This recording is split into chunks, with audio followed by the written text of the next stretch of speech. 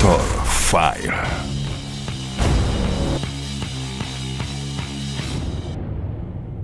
En los últimos años, imágenes como estas han dado la vuelta al mundo debido a su crudeza y al pánico que han generado en el primer mundo, dejando en claro que el terrorismo ha sabido imponerse en el siglo XXI. Overbearing advertising, a lot of consumerism, and all your crooked pictures looking good, mirrorism.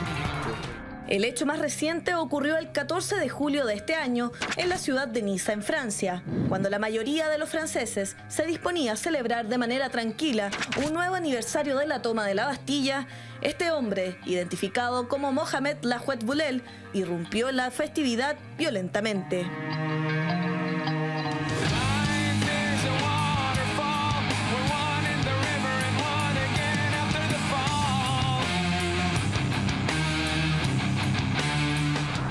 De origen tunecino, Mohamed Laoued condujo durante 2 kilómetros un camión y cambió de dirección al menos en una ocasión. Su intención era matar a cuanta gente fuese posible. El resultado, 85 muertos, sumado al fallecimiento del autor del atentado, abatido por la policía.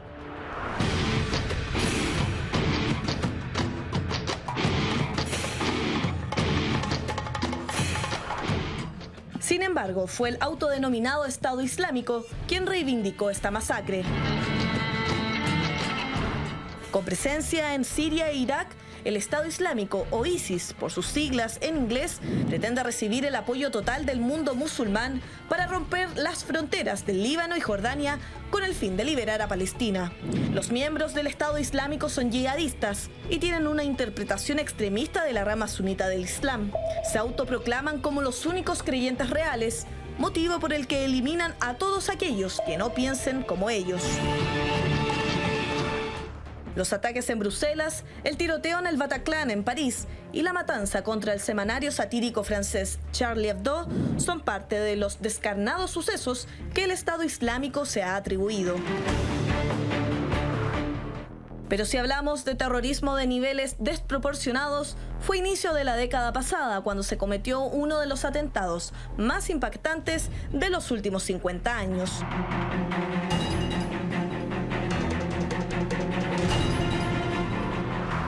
El 11 de septiembre de 2001, 2 aviones irrumpieron con una tranquila mañana neoyorquina, impactando contra las Torres Gemelas, mientras una tercera nave chocaba en el Pentágono causando graves daños. El responsable, un millonario yihadista de origen saudí, llamado Osama Bin Laden, quien por esos días le declaraba la guerra al entonces presidente de Estados Unidos, George W. Bush. El historial de guerras es extenso, pero ¿qué motiva la confrontación entre el mundo árabe y occidental?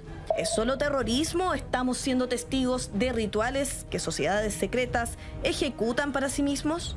¿Tiene el mundo occidental sus propias organizaciones secretas? ¿Cuáles son las vías por las que ejercen su poder y logran financiamiento?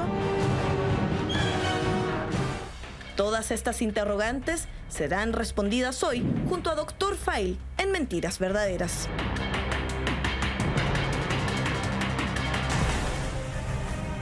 Occidente en alerta, Occidente temeroso. Hoy, Doc, vamos a desclasificar una serie de archivos e información que nos van a dar un panorama completo sobre esta gran pregunta a responder. ¿Hablamos de terrorismo o hablamos de sociedades secretas?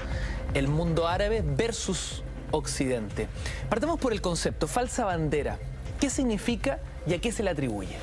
Una operación de falsa bandera son acciones encubiertas militares, sabotajes, actos terroristas, organizados por gobiernos o también por organizaciones que buscan culpar a terceros.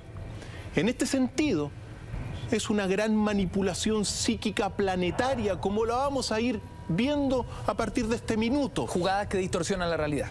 Totalmente, y que buscan manipular la opinión pública, alinear sobre todo a la opinión pública con los fines de los gobiernos que hacen estas falsas banderas, acciones encubiertas y falsas en ese sentido. Para que la gente se haga un poco la idea, quizá la primera gran falsa bandera nos remonta al año 64 después de Cristo, cuando el emperador Nerón quería construir un un nuevo castillo, un nuevo palacio, y quería 300 hectáreas, pero el Senado se lo prohibió. En consecuencia, mandó a hacer el famoso incendio de Roma, que se le salió de las manos y que estuvo como más de 3 días quemando todo Roma, y que claro, cuando se dio cuenta de lo que había hecho, culpó a los cristianos. Falsa bandera. Falsa bandera, el típico ejemplo de falsa bandera, Ignacio. Entonces, cuando nosotros hoy día, en la actualidad, estamos siendo bombardeados por una serie de actos terroristas que están trayendo mucho temor a la población del mundo entero. Doc, paréntesis para sellar esa primera historia, ¿no? Esa historia de una primera bandera. ¿Qué quería lograr con culpar a los cristianos? ¿Cuál era el objetivo de distorsionar el hecho real? Mira, el objetivo primero era salir él libre de polvo y paja en ese minuto, porque claro, él lo hizo, pero también era desprestigiar a los cristianos. Él quería Nerón manipuló en ese sentido la historia durante mucho tiempo, culpando, en ese tiempo a los cristianos que eran perseguidos. Durante los primeros 300 años los cristianos fueron perseguidos por el mundo romano. Entonces, manipulación de la opinión pública en general, que se repite hoy día en gran medida como lo vamos a poder ir viendo. Por lo tanto, le salió caro en ese sentido su intento de hacer el castillo. ¿Y por qué recordamos esto? Porque de alguna forma todos los atentados que hoy día estamos viendo podrían llegar a ser quizá operaciones de falsa bandera. Entonces, claro, estos actos de terroristas que buscan estigmatizar, demonizar al mundo árabe, al mundo del Islam, hay que tener ojo. Según lo que vamos a ir viendo, quizá algunos de estos actos horribles son falsas banderas, Ignacio. Y la historia está llena de falsas banderas, Ignacio. Es decir, mira, durante el siglo XX se han documentado 100 episodios de falsas banderas. 100. 50 de estos episodios, querido Ignacio, son claramente falsas banderas, o sea, están totalmente aceptados, y eso uno lo tiene que ir señalando. Es decir, muchos países han manipulado la opinión pública mundial. La psiquis pública ha sido manipulada, Ignacio. ¿Cuáles son los casos más emblemáticos y que están fuertemente documentados, Doc, y que a todas luces corresponden a casos de falsa bandera? Mira, uno tiene que partir con todo lo que fue el ataque a Pearl Harbor, Ignacio. ¿Por qué? Porque uno tiene que recordar que ese ataque que ocurrió el 7 de diciembre del año 1941 significó que una serie de, que todo el imperio japonés con más de 300 aviones atacó la isla de Pearl Harbor en Hawái, donde tenían sus armadas Estados Unidos. Recordémoslo bien, porque esto significó que Estados Unidos ingresara a la Segunda Guerra Mundial. Este ataque que estamos observando aquí en estos registros. 353 aviones japoneses, bombarderos, torpederos, destruyeron la flota que estaba ahí en todo lo que es Pearl Harbor. 8 acorazados fueron dañados, 4 se hundieron, Ignacio. Pero es bueno recordar que de esos 8 acorazados que estaban ahí, 2.400 muertos también, y que fue impactante. De esos 8 acorazados, 6 de ellos, dos fueron sacados a flote, y los 6 fueron recuperados y volvieron a la batalla, es decir, el daño no fue muy grande. Pero ¿por qué este episodio entra dentro de los documentados de falsa bandera? ¿Por qué? Porque aparecen personas como el vicealmirante de la Marina de Estados Unidos, que se llama Robert Alfred Theobald, un periodista que se llama Robert Stinnett, Harry Elmer Barnes, un historiador, y también un investigador español que es un coronel de ejército ya retirado, que se llama Pedro Baños, que comienzan a poner en la mesa una serie de antecedentes que ponen en duda lo que ocurrió aquel 7 de diciembre de 1941, Ignacio. ¿Y por qué es importante esto? Porque lo que se sabe a partir de estos antecedentes es que el gobierno de Estados Unidos aparentemente estuvo en conocimiento de que los japoneses iban a atacar Pearl Harbor, donde tenían sus elementos, digamos, donde tenían su base. Uno tiene que recordar también que desde el primer inicio de la Primera Guerra Mundial, desde el 1939, Francia e Inglaterra le decían a Estados Unidos que ingresara, pero Estados Unidos no podía ingresar, no tenía por qué meterse en la guerra. En contradicción a esto, ¿por qué el gobierno de Estados Unidos quería que los japoneses efectivamente atacaran la base de Pearl Harbor? Parece un sinsentido, pero hay razones, me imagino, estratégico-políticas, militares. Eso es una. Hay que recordar también todo lo que fue la proyección de crecimiento de las industrias bélicas de Estados Unidos y de la industria de motores. Eso lo proyectaron años antes y decían, bueno, esto iba a convenir. Pero en los hechos concretos es que es muy posible que hayan tenido antecedentes de que este ataque iba a ocurrir. ¿Por qué? Porque el ataque a Pearl Harbor, los japoneses lo comenzaron a planear en febrero, es decir, prácticamente pasó un año de este plan para atacar Pearl Harbor. Y las comunicaciones de Estados Unidos, según Robert Alfred Theobald, este vicealmirante de la Marina estadounidense de la época, aparentemente el gobierno estaba de acuerdo, pero decidió que ocurriera para tener la justificación para ingresar al conflicto mundial. ¿Sabían que venía el ataque? Aparentemente sí, según estos antecedentes. Y hay otro elemento fundamental. El daño que le ocurrieron en términos comparativos fue relativamente poco el que se le hizo daño, porque también un día antes, según Pedro Baños, Estados Unidos sacó de Pearl Harbor todo lo que son los portaaviones. Sospechoso. Sospechoso. Y dejó a estos. Ahora, los japoneses destruyeron, mataron a 2.400, se perdieron muchísimos aviones, los acorazados, después se recuperaron, 6 se recuperaron, pero no atacaron ninguna instalación estratégica, es decir, donde se guardaban las bombas, el mismo cuartel central tampoco fue atacado de Pearl Harbor. Digamos, donde estaba el suministro eléctrico, tampoco fue atacado. Entonces, el daño en términos, relativos, no fue tanto, Ignacio. Estuvo bajo control. Estuvo bajo control y, como te digo, esto fue al menos lo que ocurrió ahí. Entonces, se ha puesto en tela de juicio este accionar. ¿Cómo reaccionó la opinión pública de la época? Evidentemente apoyaron completamente a todo lo que hizo el presidente en su momento dado, porque Franklin Delano Roosevelt, exactamente el 8 de diciembre, un día después, califica ese día como el día que va a quedar en la infamia de toda la historia. Y Roosevelt, en ese sentido, declara la guerra y toda la opinión pública estadounidense estuvo completamente de acuerdo.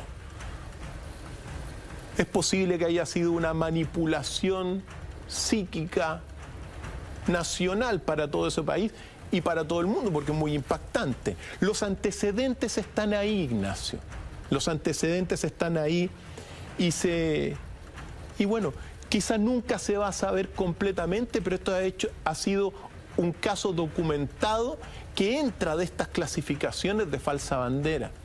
No es el único, pero es muy relevante lo que ocurrió aquel 7 de diciembre de 1941.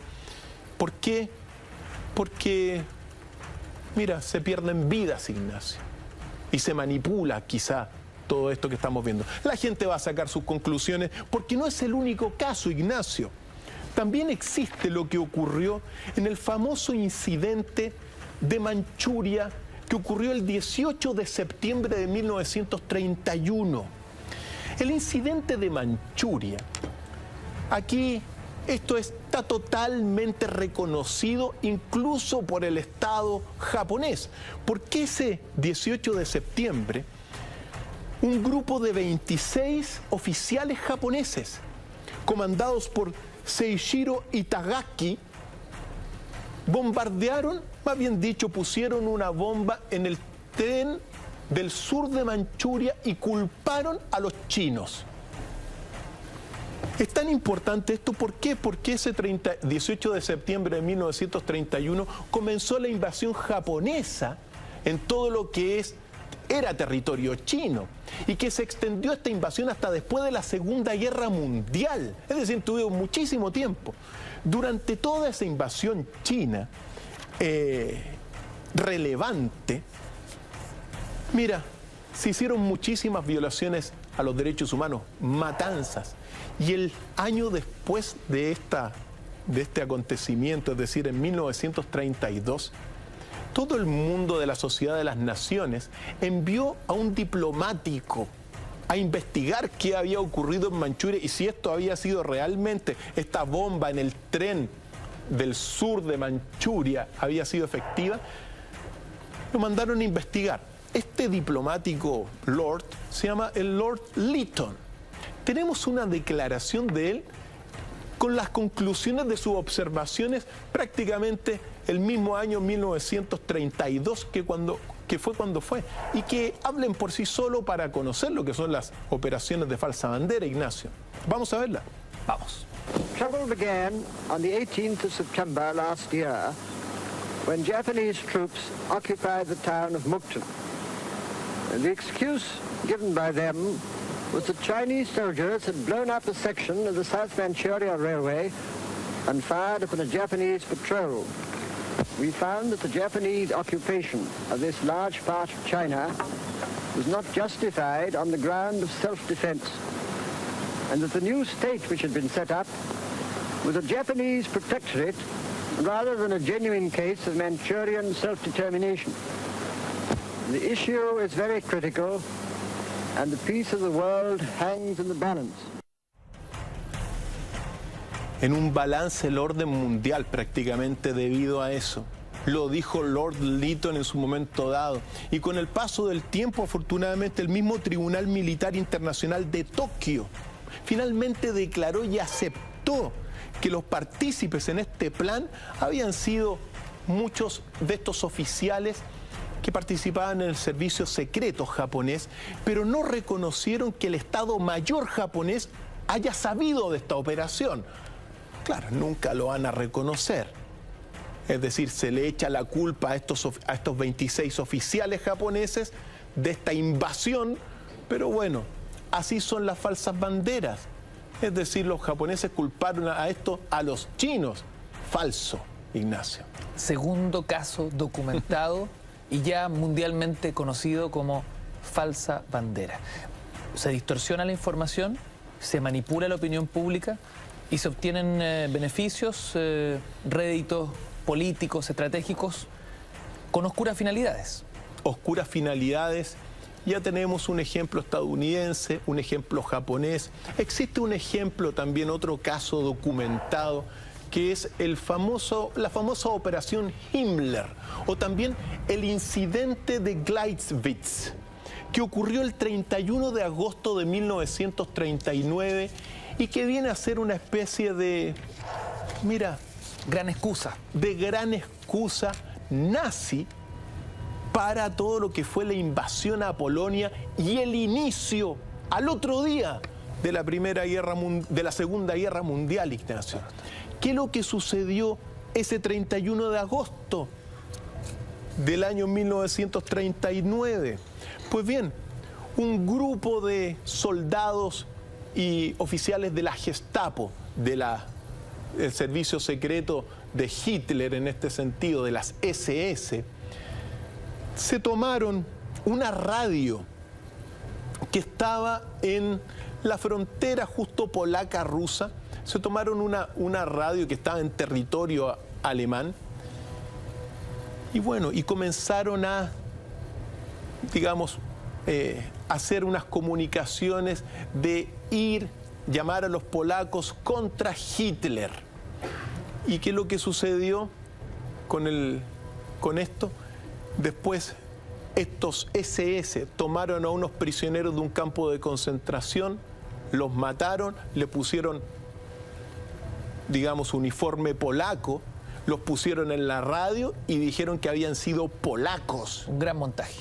otro gran montaje, al menos según los documentos que uno tiene, una operación de falsa bandera.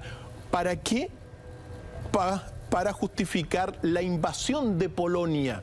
Fue el hecho que detonó, al fin y al cabo, la guerra. La guerra, Ignacio, la Segunda Guerra Mundial.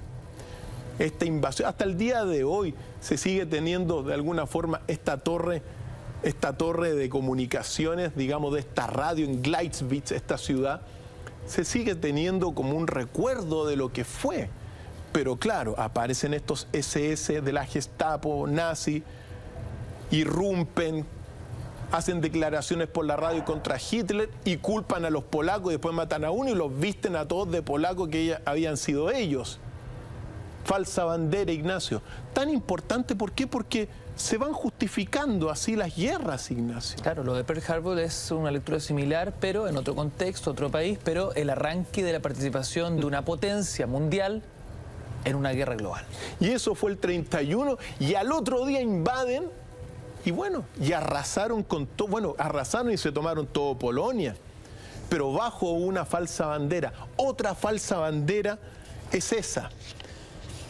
Ahora, no sé qué en realidad, cuál de estos gobiernos se va a salvar, porque en realidad...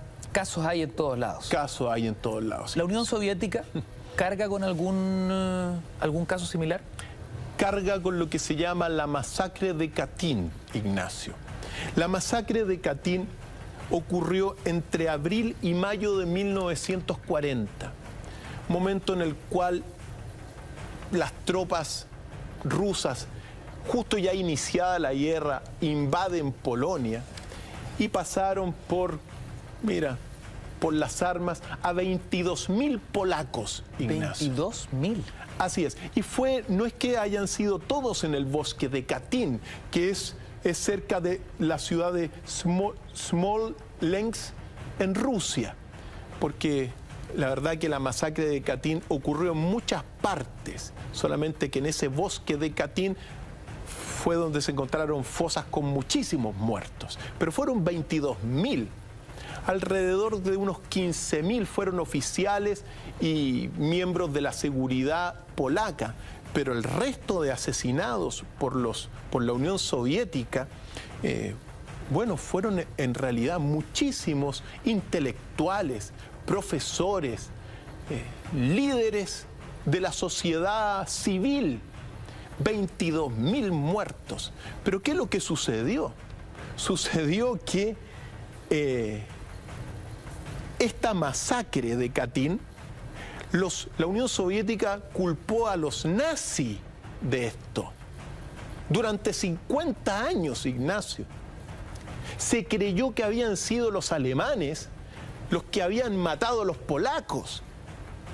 Pero sucedió un milagro en este sentido, porque en 1997, hace muy poco tiempo, efectivamente, se descubrió un documento firmado por Joseph Stalin el 5 de marzo de 1940 y que lo mostramos en pantalla, querido Ignacio, donde él, junto con otros miembros del Politburó soviético, aprobaron la ejecución de Katyn.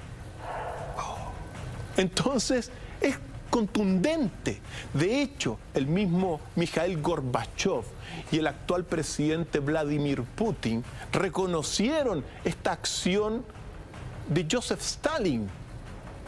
Pero lo sorprendente es que durante más de 50 años prácticamente se pensó que habían sido los alemanes y en realidad los que hicieron la masacre de Katyn fueron de la Unión Soviética, Ignacio. Increíbles, son jugadas miserables porque finalmente es un gran montaje que se urde con finalidades y objetivos políticos, militares, pero que termina costando una enorme cantidad de vidas de sus mismos conciudadanos. Falsa bandera, como lo reconoce Slodomir Debski, que es el director de Asuntos Internacionales de Polonia, y que tenemos una muy breve declaración, Ignacio. Vamos a escucharla.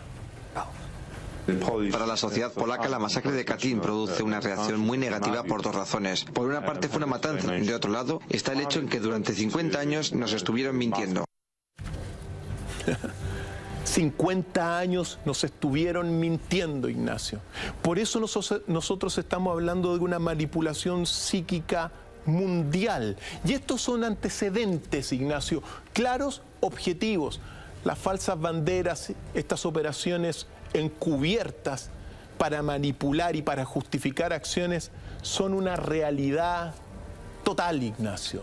Uno no puede dudar que así ha ocurrido y que durante muchísimo tiempo, piensa tú lo que es vivir toda una vida pensando que los alemanes habían sido, y había sido Stalin, y lo había firmado con su puño y letra el documento ese de 1940.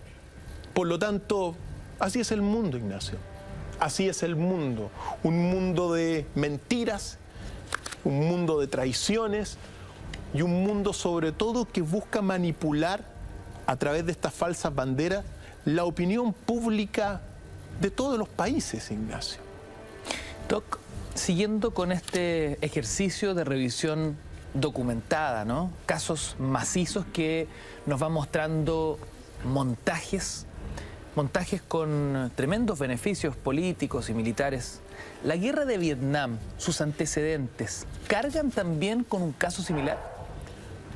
Existe el famoso incidente de Tonkin, Ignacio, que da inicio a la invasión estadounidense en todo lo que fue Vietnam y que ocurrió entre el 2 y el 4 de agosto de 1964.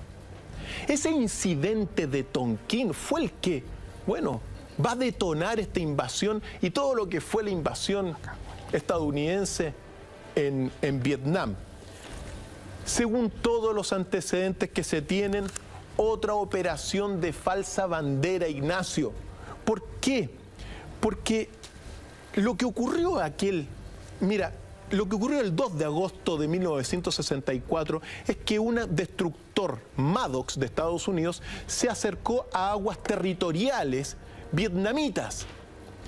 En consecuencia, unas lanchas se acercaron y el destructor le tiró unas cuantas ametralletas y unas cuantas cañones, pero hubo un incidente ahí, pero por un acercamiento de Estados Unidos que se había metido en aguas territoriales, según lo que uno sabe acá, vietnamitas.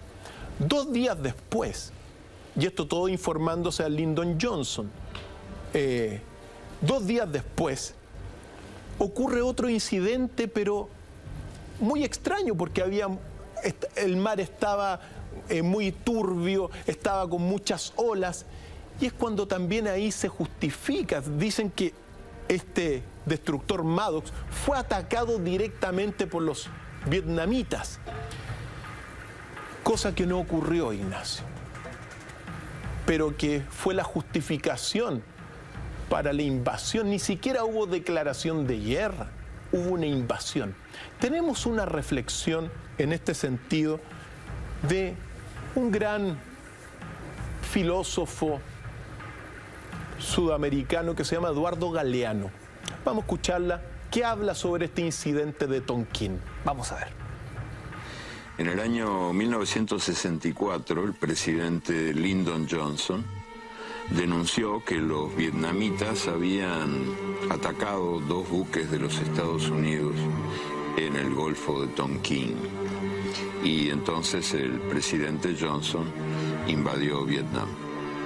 Cuando ya la guerra había destripado a una gran multitud de vietnamitas, en su mayoría mujeres y niños, el ministro de Defensa de Johnson, Robert McNamara, confesó que el ataque del Golfo de Tonkin nunca había existido. Los muertos no resucitaron. Los muertos no resucitaron, dice Eduardo Galeano. Un nuevo montaje, una nueva jugada sucia, ¿no? Para detonar una guerra. Una invasión.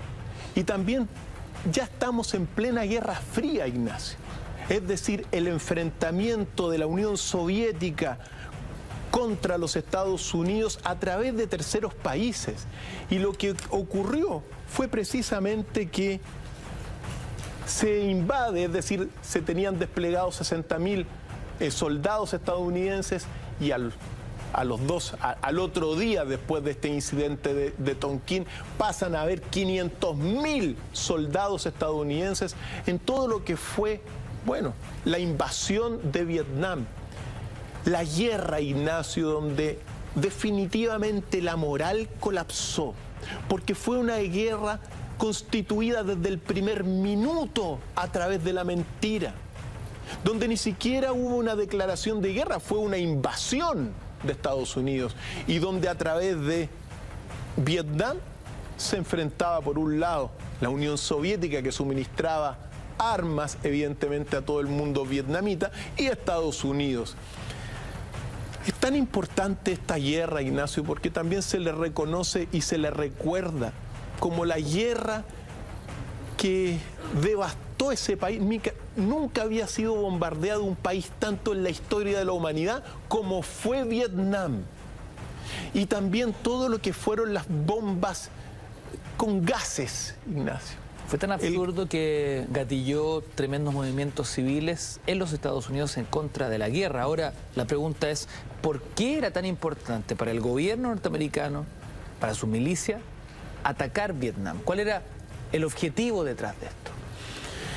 Mira, Ignacio, aunque parezca extraño, uno de los tantos motivos que hay, sobre todo era la utilización, mira, la proyección en el crecimiento de las ventas de armas. Se tenían que vender armas en aquel entonces para que la industria armamentista generara crecimientos. Entonces, claro, sin guerra no hay venta.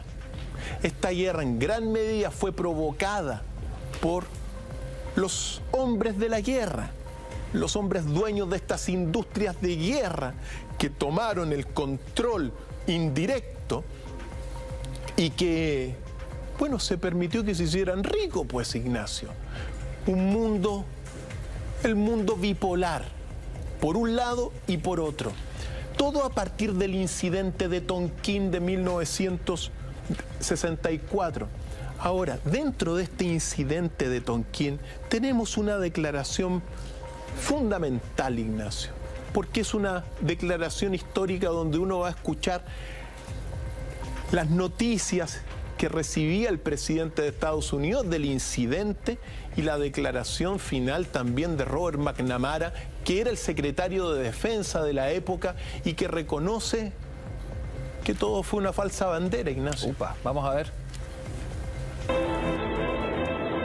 2 days later, the Maddox and the Turner Joy 2 destroyers reported they were attacked. Where are these torpedoes coming from? Well, we don't know. Presumably from these unidentified craft. There were sonar soundings, torpedoes had been detected, other indications of attack from patrol boats. We spent about 10 hours that day trying to find out what in the hell had happened. At one point, the commander of the ship said, "We're not certain of the attack." Another point, they said, "Yes, we're absolutely positive." And then finally, late in the day, Admiral Sharp said, "Yes, we're certain it happened." So I reported this to Johnson, and as a result, there were bombing attacks on targets in North Vietnam.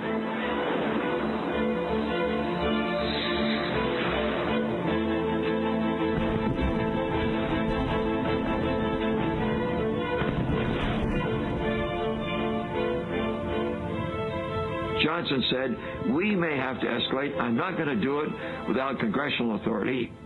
And he put forward a resolution, the language of which gave complete authority to the president to take the nation to war. The Tonkin Gulf Resolution. ¿Cuál fue la reacción de la opinión pública a partir de el incidente del Golfo de Tonkin, Doc? Mira, la opinión pública evidentemente apoyó en un primer momento todo lo que fue la guerra. Era el objetivo de toda esta avanzada, ¿no? Por supuesto, de este gran montaje. Y acordarnos, muy importante, que la guerra de Vietnam permitió, estaba un poco en decadencia, digamos, estaba complicada la economía, pero permitió que el dólar se consolidara como moneda mundial. La guerra de Vietnam en gran medida, entonces, fue de alguna forma una acción bélica, económica, política.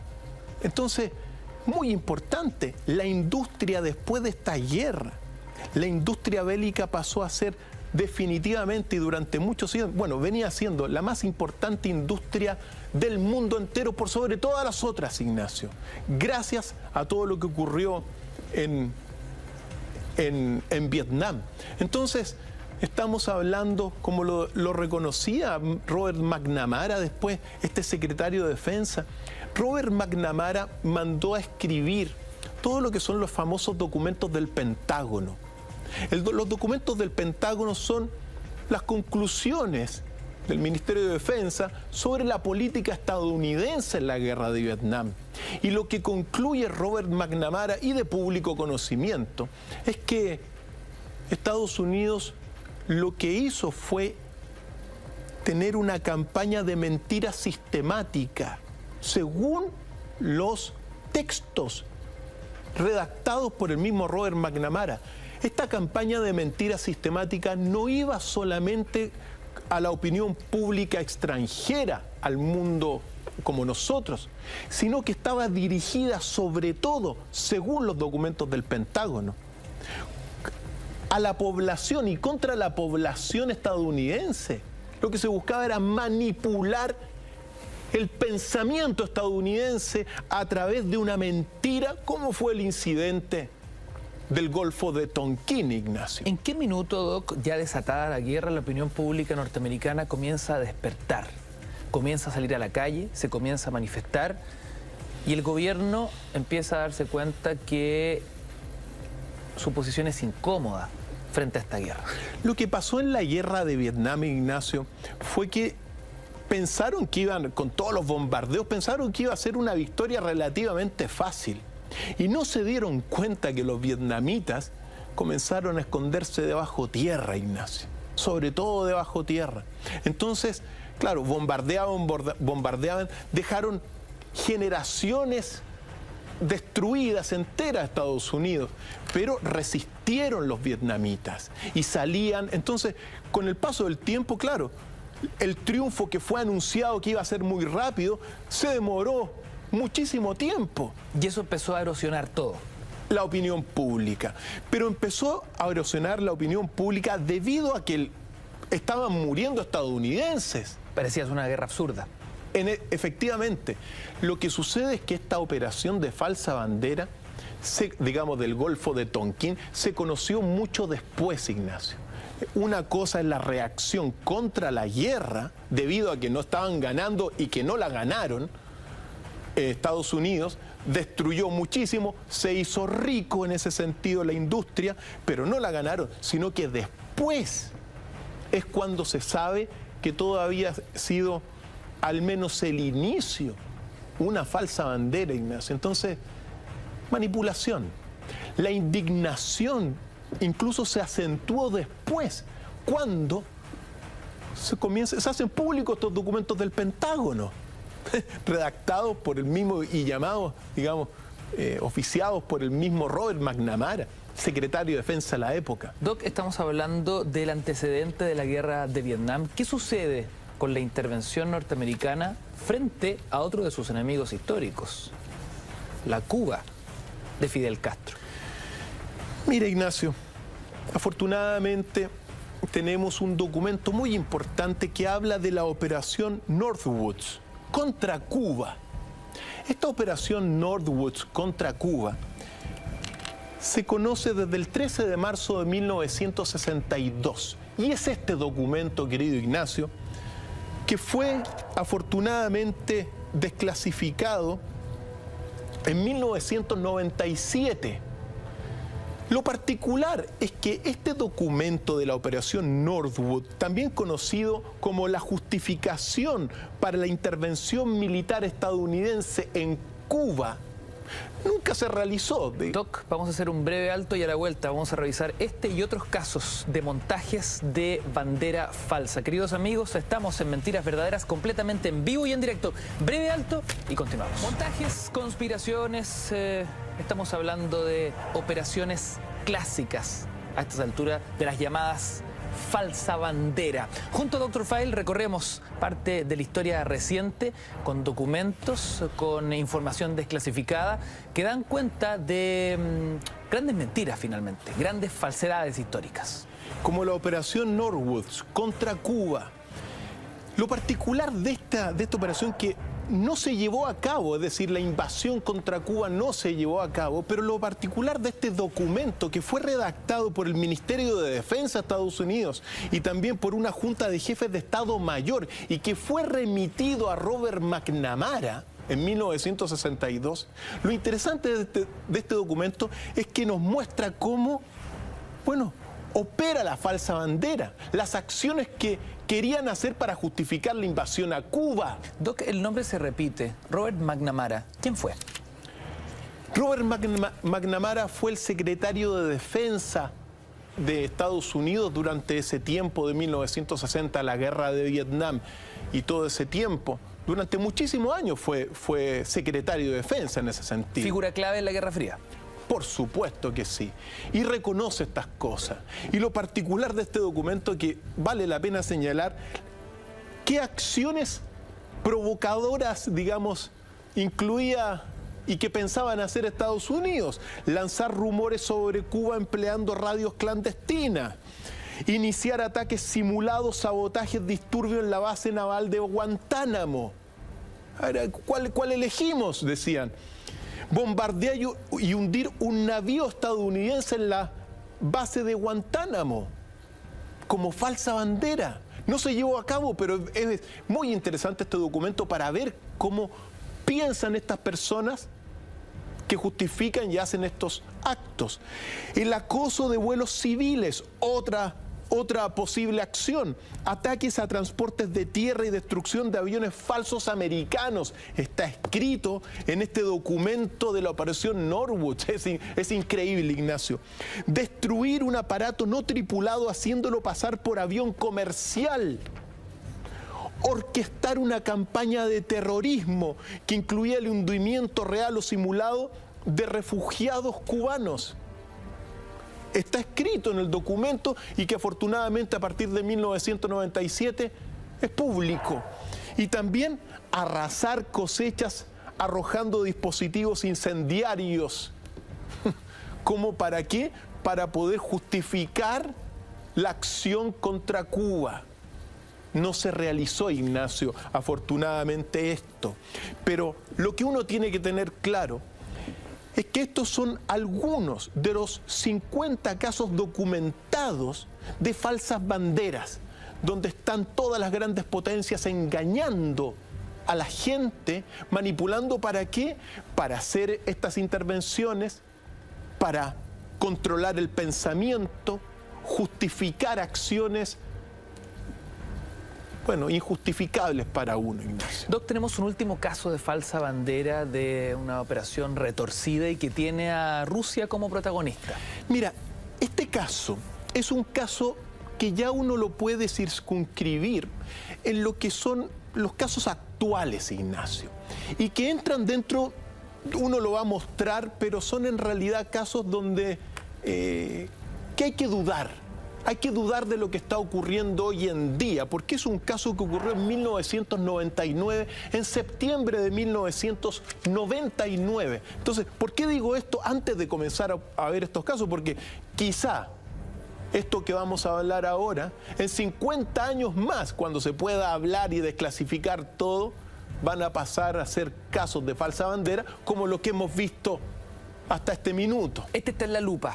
Este está en la lupa. Bajo está sospecha. en la duda, Ignacio. Todo lo que vamos a ver de ahora en adelante está en la duda y podrían ser casos de falsa bandera. Lo vamos a saber exactamente en 50 años más, pero que los amigos saquen sus conclusiones. Lo que ocurrió en septiembre de 1999 en Rusia, Ignacio, fue una serie de bombazos en diferentes ciudades rusas que fueron atribuidos a los chechenos. Mataron a más de 250 personas y dejaron a 650 heridas, Ignacio.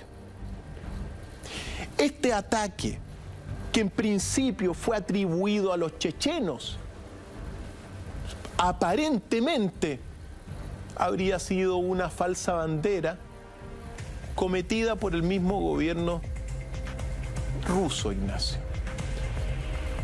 y que justificó después la invasión rusa en Chechenia, Ignacio. ¿Qué información maneja, Doc, en torno a una posible jugada sucia detrás de esto, un gran montaje?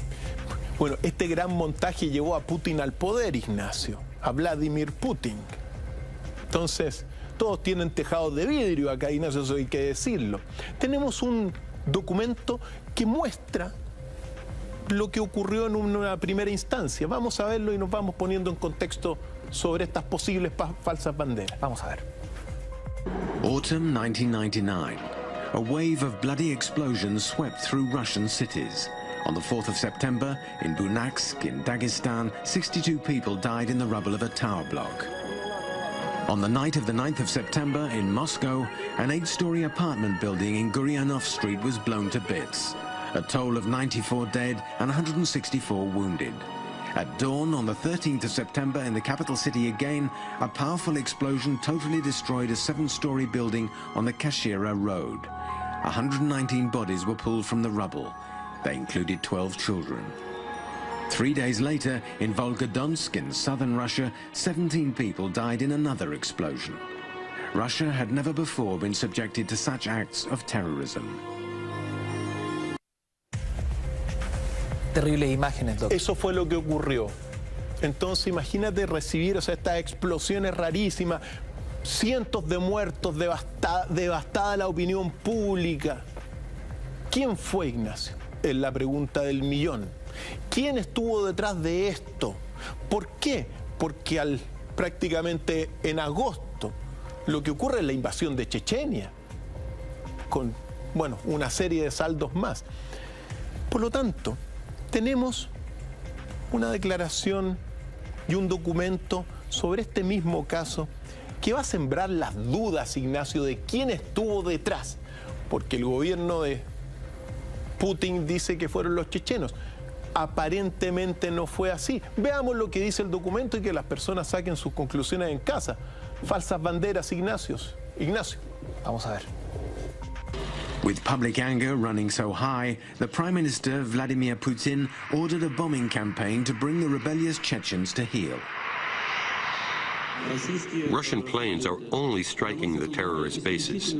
We will follow the terrorists wherever they go. If they are at the airport, we will be there. Excuse me, but if they're in the toilets, we will go in there and blow them away. That's all there is to it. The problem is solved. When the first explosions took place in Moscow, then in Volgodonsk, the public was in a state of stupefaction and shock. This coincided with the appointment of Putin as Prime Minister. And I think that then about 90 to 95% of people, just like today in America, supported the action the president was taking to eliminate the Chechen bands. But what's interesting is that even now it hasn't been proved that the Chechens did it. Okay, so the finger is pointing at a whole people, the Chechens. But show me who carried out the attack. Show me who planted the bombs. They can't do it.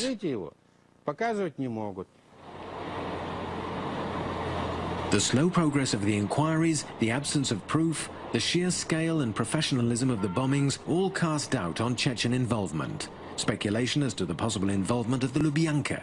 The secret services began to emerge. To judge from the consequences, and they say that in politics you should always look to see who benefits, then of course there are all sorts of different versions. But the public is still very interested in the role played by the special services in all of this.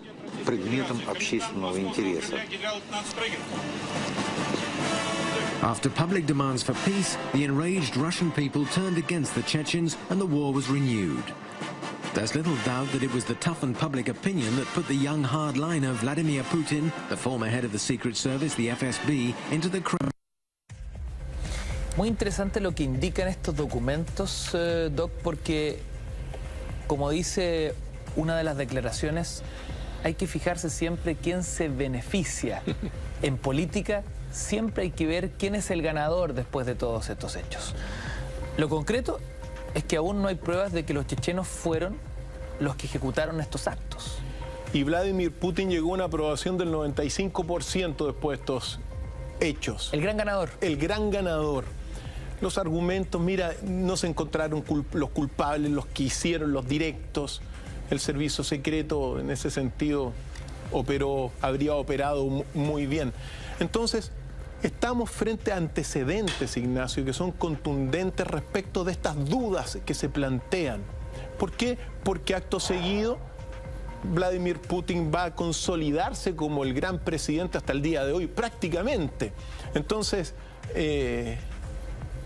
hay que recordar una cosa. El fin justifica los medios. El fin es el poder, Ignacio, en esta política maquiavélica. Y el poder se logra a través de cualquier medio. ¿Para qué? Para que la población esté de acuerdo con todas las acciones que después se iban a cometer contra los chechenos. Y no se llegó a ninguna conclusión final, Ignacio. No se sabe quién fue. Quizá en 50 años más lo vamos a saber a ciencia cierta, o si Putin reconoce estos acontecimientos, porque al menos es un presidente que cada cierto tiempo reconoce ciertas verdades, Vladimir Putin. Hay otros que mienten sistemáticamente. En todo caso, caso que pone una duda sobre este acontecimiento y que nos lanza, Ignacio, a uno de los acontecimientos que va a marcar el inicio de la guerra contra el terrorismo. El día que para muchos cambió el mundo, recién entrado el nuevo siglo, el atentado de las Torres Gemelas. 11 de septiembre del año 2001. ¿Bandera falsa, Ignacio? Es la pregunta del millón. Este acontecimiento que mató a 3.000 personas, que dejó a 24 desaparecidos, cientos de heridos. Un acontecimiento que después va a iniciar, según las mismas palabras del presidente de aquel tiempo, George Bush, el inicio de la guerra contra el terrorismo. ¿Fue este acontecimiento una falsa bandera? Es la pregunta que nos convoca. Y para que la gente saque sus conclusiones, al margen de que uno recordar que fueron 4 supuestos aviones, uno cayó al Pentágono, a las Torres Gemelas, y uno se perdió, cayó y se disolvió. Se pulverizó. Se pulverizó.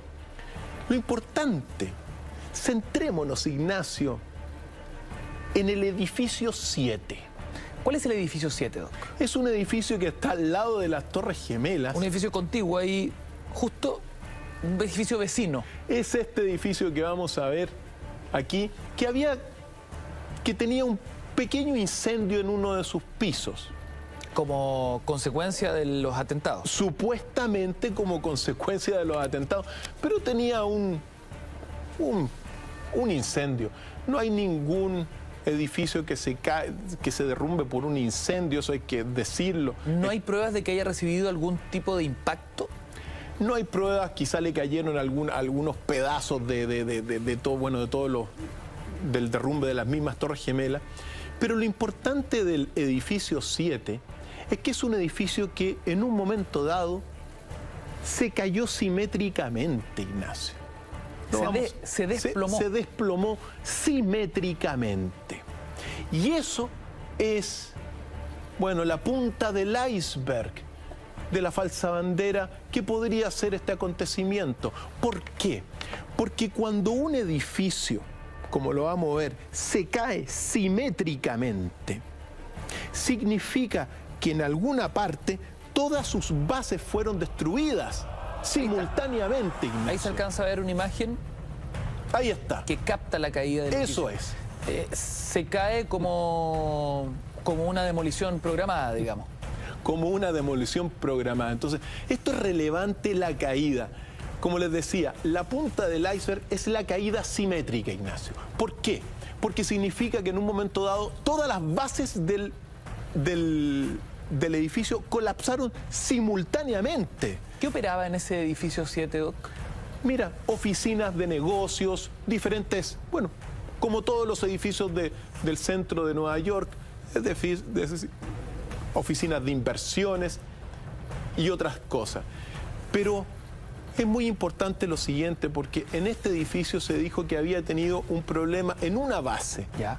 Pero para que se caiga simétricamente, y ahí está la clave, es que en un momento dado todas las bases colapsaron simultáneamente. Me imagino que este hecho empezó a despertar muchas preguntas, dudas, suspicacias de ingenieros, calculistas, arquitectos, expertos en construcción. En la punta del iceberg, y tenemos algunas declaraciones de muchos ingenieros, como tú dijiste, calculistas, expertos en demoliciones programadas. Veamos lo que dicen y que la gente saque sus conclusiones, porque esto es clave para poder observar realmente este episodio trágico de la historia mundial. Vamos a ver. The symmetry is the smoking gun. It cannot happen that when you have asymmetric damage, you will get a perfectly symmetrical collapse. The exterior columns on the outside as well as on the inside at the bottom would have to be severed almost at the same time.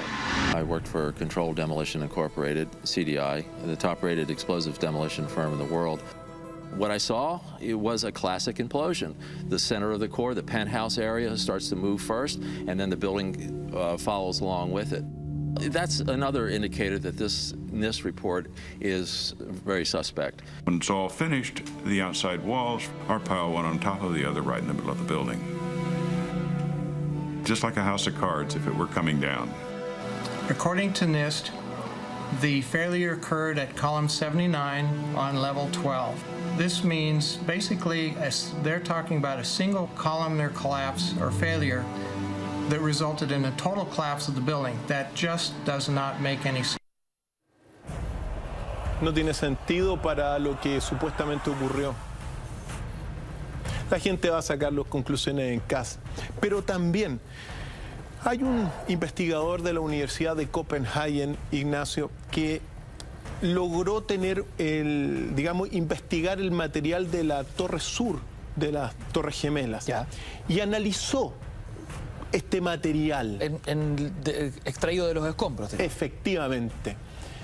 Y llegó a conclusiones también sorprendentes, Ignacio, sobre la presencia, o bueno, para él científica, de lo que se llaman nanotermitas. Las nanotermitas son, mira, un material que hace que el hierro se funda.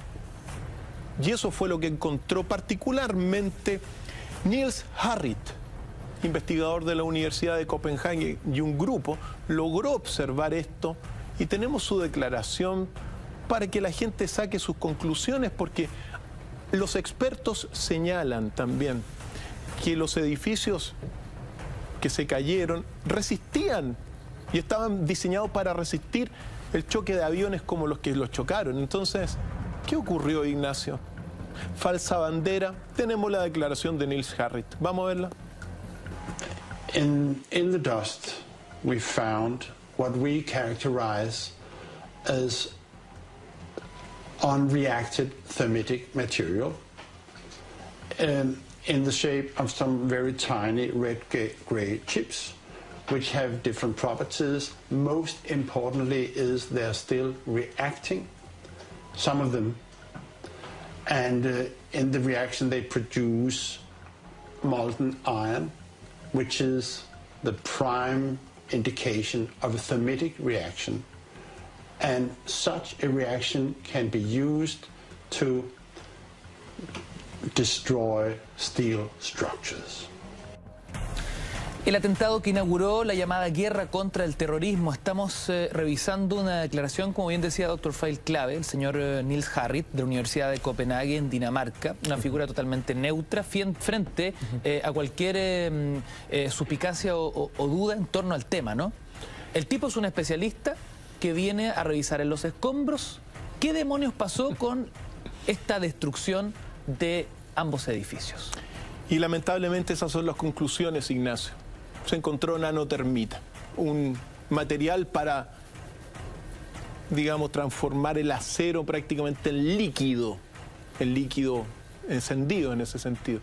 Ahora, uno tiene que recordar algunos antecedentes que le ponen también la guinda, otra decoración de esta posible falsa bandera, que es, antes del derrumbe de las Torres Gemelas, muchas personas escucharon bombazos y también se grabaron bombazos.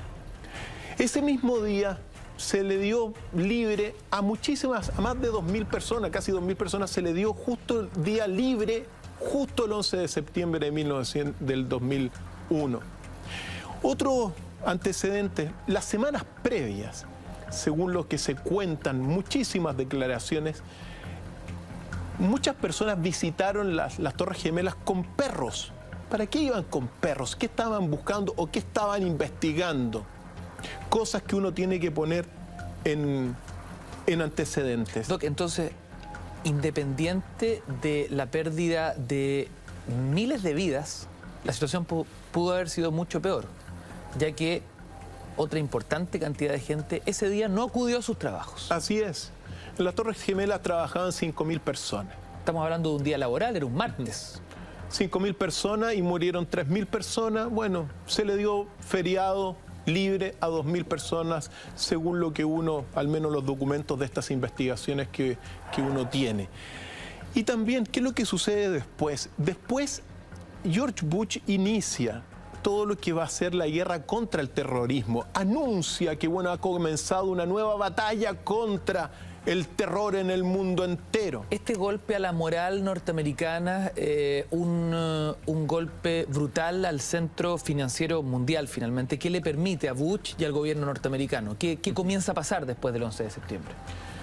Mira, después del 11 de septiembre, particularmente en lo concreto, comienza una campaña de mentiras del gobierno estadounidense para invadir Irak, argumentando que Irak tenía armas de destrucción masiva. Y durante muchísimo tiempo hay algunos que contaron 935 mentiras de 7 jerarcas del gobierno de Estados Unidos para invadir Irak. Tenemos una declaración contundente también del recuerdo de Eduardo Galeano, este líder intelectual de nuestro continente, que hable por sí solo y que diga lo que tenga que decir. Vamos a escucharlo. Y en marzo del año 2003, el presidente George Bush denunció que Irak estaba a punto de aniquilar el planeta con sus armas de destrucción masiva. Eran, según él, las armas más letales jamás inventadas. Y entonces el presidente invadió Irak, cuando ya la guerra había destripado a una buena multitud de iraquíes, en su mayoría mujeres y niños. El propio presidente Bush confesó que las armas de destrucción masiva no habían existido, que esas armas más letales jamás inventadas habían sido inventadas por él. Qué brutal y qué forma locuaz de Galeano de narrar hechos que incluso en este mismo programa hemos ido develando en capítulos anteriores. Una duda, Doc, que me queda cuando hablamos de las nanotermitas, ¿no? Los edificios construidos, las Torres Gemelas en particular, ambas torres, ¿estaban preparadas para resistir qué nivel de impacto? Según los expertos, Ignacio, fueron diseñadas para soportar el impacto de aviones como los que los chocaron. Así de simple. Es así de simple, Ignacio, al menos según los expertos. El que quiera ver, el que tenga oídos que oiga, el que quiera mirar, que mire, Ignacio, y que saquen sus conclusiones.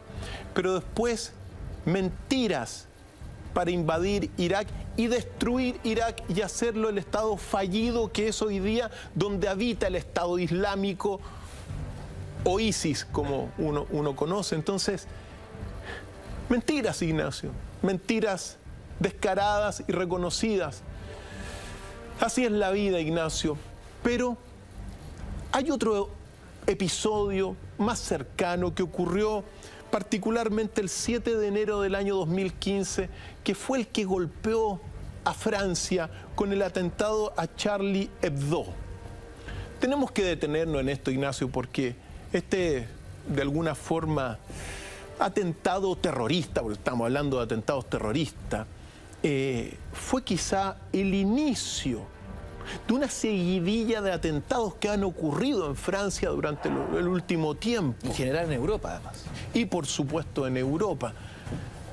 Este atentado, que habría sido perpetrado por dos sujetos acompañados de un tercero aparentemente, fue realizado ese 7 de enero del 2015, portaban unas Kalashnikov, aparentemente mataron a 12 personas, entre los que se encontraba el dibujante francés Jean Cabot y el director de Charlie Hebdo, Stéphane Charbonnier, y que impactó a todo el mundo. Fijémonos bien, porque ahí sale este Citroën con estos dos supuestos terroristas.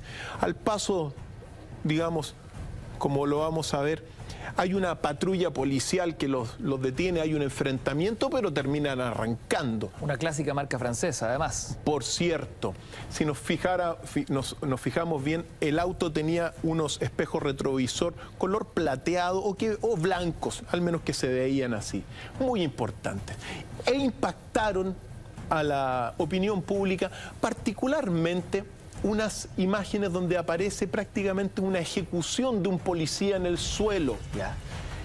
Y tenemos que detenernos para ver bien las imágenes, Ignacio, porque aparentemente, si uno se detiene a ver las imágenes de esta supuesta ejecución en el suelo, sería un gran montaje, según estos antecedentes. No lo vamos a saber hoy día, sabemos, pero lo ponemos porque esto hace dudar. Sucede que el hombre que está en el suelo supuestamente es un policía. Se acerca a uno de estos terroristas con una máscara, digamos, con un pasamontañas, y le dispara supuestamente en la cabeza. Y cuando uno lo ve, se impacta, esto es una ejecución horrible. A plena luz del día. A plena luz del día.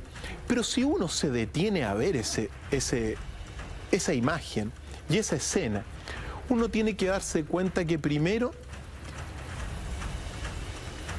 el fusil Kalashnikov lanza una especie de salva, Ignacio. El impacto que le llega a la cabeza aparentemente no le llega ningún impacto, no se ve ningún movimiento de la cabeza, y de la cabeza de este hombre que está en el suelo no sale ni una gota de sangre, Ignacio. La fuerza, digamos, tampoco no hay ninguna reacción por parte de la misma arma. Es decir, entonces, cuando uno se detiene a ver estas imágenes que aparentemente son fuertes, evidentemente y aparentemente no son lo que parecen, Ignacio. Más bien parece un montaje. Vamos a revisar estas imágenes, señor director, porque efectivamente ahí está. Ahí está. Y si nos fijamos, primero hay un humo que sale. ¿Se dan cuenta? ¿Cómo es que sale un humo? Un humo. Tampoco la persona no recibe, digamos, no hay ningún gesto, al menos no se ve ninguna gota de sangre. Si es que un fusil de ese tamaño le dispara a alguien en la cabeza, al menos una gota de sangre tiene que salir. O sea, me imagino que a esa distancia, Doc, ese cráneo se vuela entero, pues, Ignacio. Claro, explota, digamos. Efectivamente. Entonces, claro, es impactante en un primer momento, pero ¿qué significa que el disparo haya salido? Primero se ve una salva, Ignacio. El humo que sale adelante, es decir, ¿cómo que sale el humo en el suelo, rebota en el suelo el humo? No, el disparo no iba a la cabeza. Entonces, la gente se impacta por esto, pero si uno no lo analiza, aparentemente parece un gran montaje, una gran actuación, Ignacio. Insistimos que todo lo que estamos analizando está en zona de duda, está con la lupa puesta, tanto el 11 de septiembre de 2001 como el atentado a este medio satírico francés, el Charlie Hebdo, un clásico además. Eso mismo, entonces, que la gente saque las conclusiones en casa. Nosotros estamos diciendo que quizás esto se va a saber a ciencia cierta en 50 años más, pero miremos bien, porque las operaciones de falsa bandera son para manipular la opinión pública mundial, Ignacio. Y justificar, ¿qué te justifica eso? Una islamofobia. Y a través de la islamofobia, bueno, llamar a conformar un gran gobierno mundial contra el islamismo, por ejemplo. Pero uno tiene que detenerse a ver si esto es efectivo, la muerte de esa persona, porque en realidad, ¿qué uno sabe? Le llegaron esas imágenes simplemente, Ignacio. No llegaron más que un par de imágenes. Ahora, cuando uno se da cuenta en el Citroën, hay un detalle también, porque el Citroën donde arrancan tienen estos espejos retrovisores blancos o plateados. Y después aparece una grúa llevándose el Citroën que fue capturado, pero los espejos retrovisores aparecen de color negro. Entonces... como si fuese otro auto. Como si fuese otro auto, Ignacio. Entonces, mira, son cosas que uno tiene que poner para tratar de no ser manipulado, Ignacio, por los que quieren llevar estos a dimensiones, no muy favorables. Entonces, los crímenes, digamos, los muertos están, solamente que esa imagen que vimos del hombre, sobre todo la del hombre en el suelo, es una imagen que hace dudar mucho sobre la veracidad de los acontecimientos que estamos viviendo y que marcaron el inicio de una seguidilla de atentados en Europa y particularmente en Francia, Ignacio. Ahora, no es el único atentado, también está el atentado en París, Ignacio, del 13 de noviembre del 2015, en la discoteca Bataclan. ¿Qué tenemos que revisar? Casos con lupa, Doc. Hoy, nuestro tema, el que nos convoca, tiene que ver con las grandes operaciones llamadas de falsa bandera. Y está el acontecimiento que ocurrió el 13 de noviembre del año 2015, esta seguidilla de atentados en París, donde murieron 137 personas, particularmente lo que ocurrió en la sala Bataclan de París, donde hubo rehenes, pero donde murieron ahí 89 personas. Recordemos que estos eventos, estos acontecimientos trágicos, en gran medida, se dan en un contexto de prácticamente una promoción de una islamofobia. Recordemos que hay muchos inmigrantes que están llegando a Europa en busca de trabajo, no solamente los que vienen de Siria debido al conflicto. Entonces, aparentemente aquí se está generando una relación prácticamente instantánea, es decir, musulmán, árabe, terrorista. Hay que tener mucho ojo con eso. ¿Por qué? Porque en este atentado en París, Ignacio, particularmente en la sala Bataclan, no vamos a entrar en detalle con todo lo que ocurrió, porque acuérdate que hubo bombazo también en el estadio y en varias partes. Tampoco se encontraron, digamos, los que cometieron esto se inmolaron, pero sí uno tiene que entrar en un detalle, Ignacio, en un detalle verdaderamente siniestro, Ignacio. Porque lo que ocurrió en la sala Bataclan pudo haber sido un sacrificio, Ignacio, de carácter oscuro, de carácter satánico, Ignacio. ¿Por qué? Porque dentro de la sala Bataclan, muy importante, estaban los cuerpos muertos, pero los que cometieron este atentado tomaron los cuerpos, al menos algunos, e hicieron un dibujo en la platea del Teatro Bataclan. Con los mismos cuerpos sin vida. Con los mismos cuerpos para marcar con la sangre un signo, Ignacio. Pongamos un poco en contexto. La sala Bataclan, ahí está, Ignacio. Ahí está la imagen muy macabra. La sala Bataclan, que es un clásico donde se presentan bandas en vivo, espectáculos culturales. Estaba tocando una banda aquella noche y en medio del show a quemarropa aparecen los terroristas, se produce una estampida y eso es el resultado. Ahí están las víctimas. Y si uno ve ese dibujo, Ignacio, es el dibujo, al menos, que es muy similar a todo lo que es el símbolo del aeropuerto de Bruselas, donde...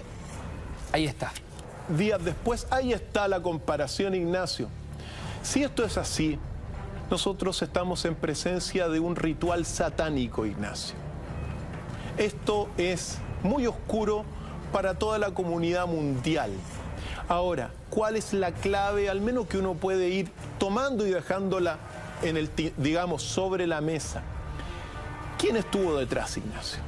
¿Quién hizo esto, Ignacio? ¿Será acaso una señal de cuál sería el próximo atentado, Doc? Por supuesto que sí, Ignacio. Vamos a hacer un breve alto. Seguimos discutiendo junto a Dr. File con estas impactantes imágenes. Estás en Mentiras Verdaderas.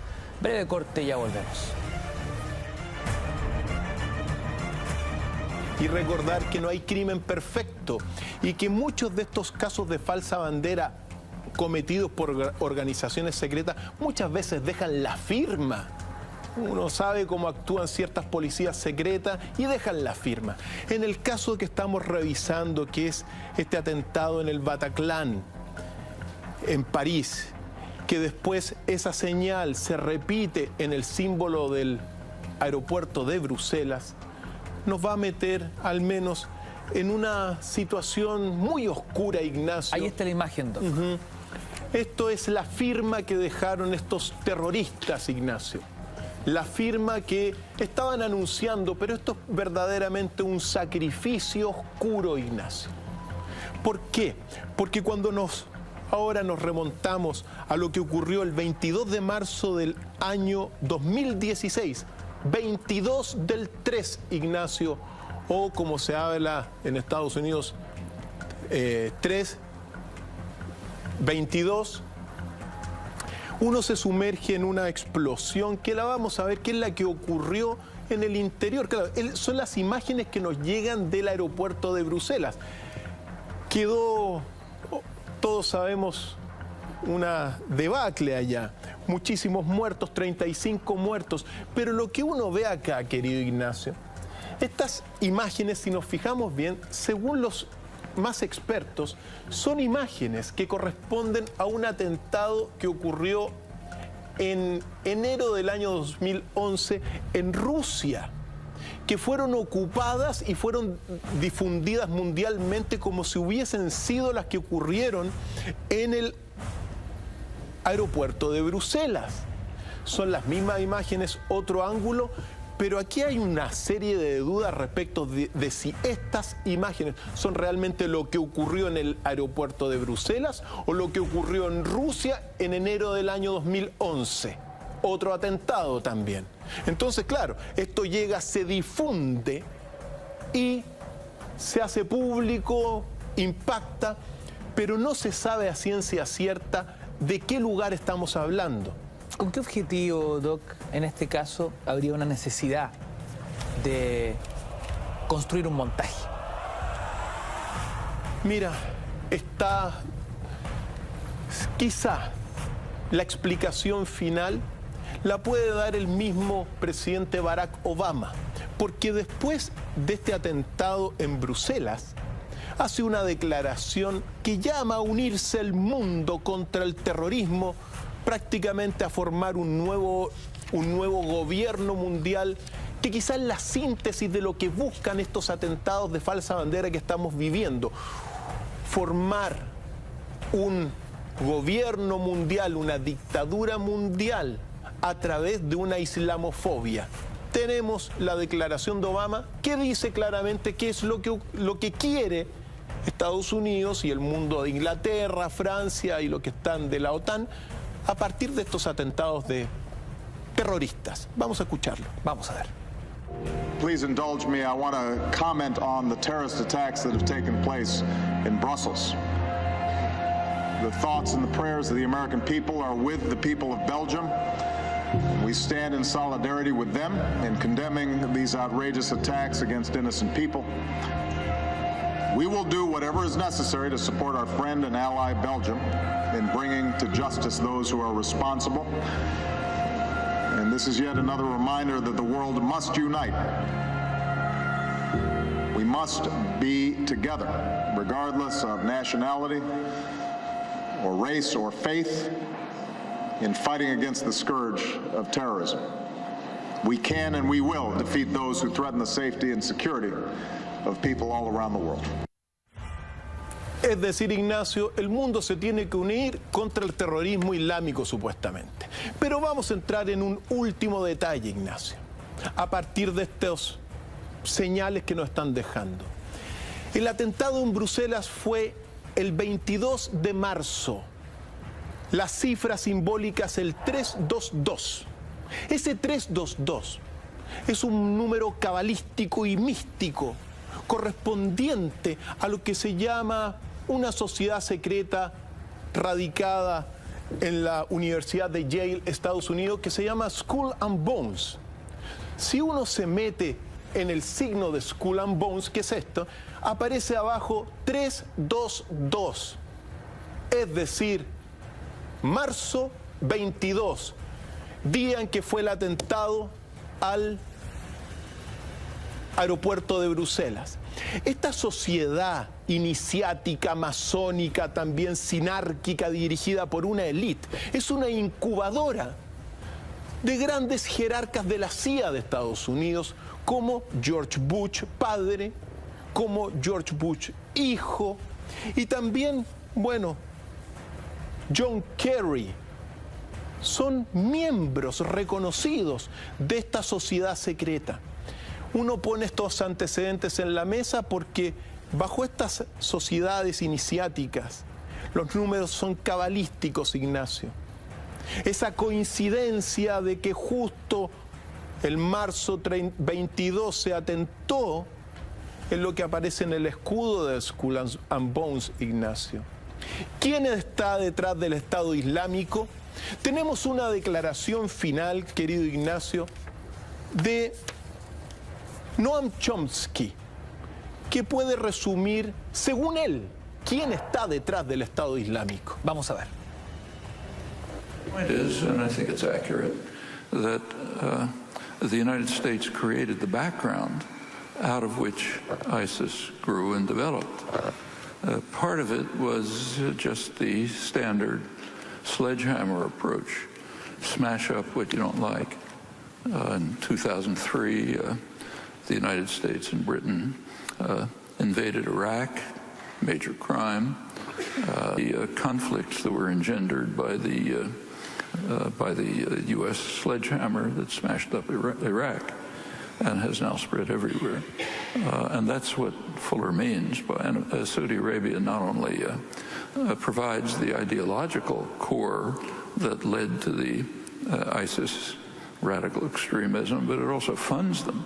Not the Saudi government, but wealthy Saudis, wealthy Kuwaitis, and others provide the funding and the ideological support for these jihadi groups that are springing up all over the place.